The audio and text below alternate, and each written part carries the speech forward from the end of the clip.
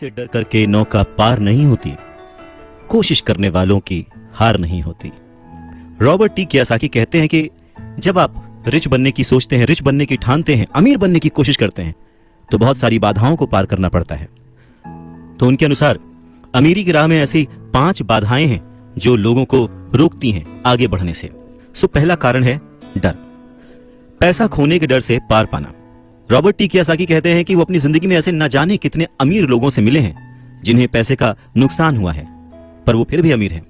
पर ऐसे एक भी गरीब इंसान से नहीं मिले हैं जिसने अपनी एक दमड़ी भी खोई है अमीर बनने की राह में, इन्वेस्टमेंट की राह में। पैसा खो जाने का डर बहुत ही नेचुरल है, बहुत ही स्वाभाविक है। ये हर इंसान को होता है, अमीरों को भी होता है, गरीबों को भी होता है। पर प्रॉब्लम डर नहीं है, प्रॉब्लम है कि आप इस डर का सामना किस तरह से करते हैं। पैसा खोने के बाद की स्थिति से, उसकी सिचुएशन से किस तरह से बाहर आते हैं, आप अपनी असफलताओं को किस तरह से ट्रीट करते हैं, ये आपकी लाइफ में बहुत इंपॉर्टेंट है। ये आपकी लाइफ में केवल पैसे के बारे में नहीं है, बल्कि हर चीज के बारे में है।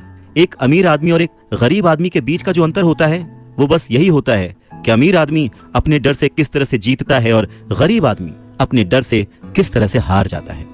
लोगों के पैसा खोने का डर ठीक वैसा ही है जैसे कि मोटरसाइकिल से गिरने पर चोट लगने का डर।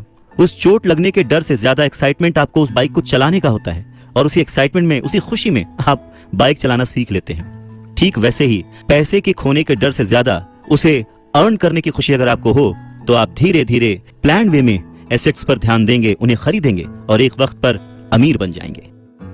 मैं अकेला ही चला था जानिबे मंजिल, मगर लोग यूं जुड़ते गए और कारवां बनता गया। रॉबर्ट टी कियोसाकी कहते हैं कि पैसा मेरे लिए काम करे और मैं पैसे के लिए काम ना करूं। मेरा ये पहला सबक दरअसल ताकत के बारे में है। अगर आप पैसे के लिए काम करते हैं तो आप ताकत को अपने बॉस के हाथ में दे देते हैं, या आप जिसके लिए काम कर रहे होते हैं आप अपनी आजादी उसके हाथ में दे देते हैं। अगर आपका पैसा आपके लिए काम करता है तो आप अपने पैसे के, अपने काम के, अपनी जिंदगी के खुद मालिक होते हैं।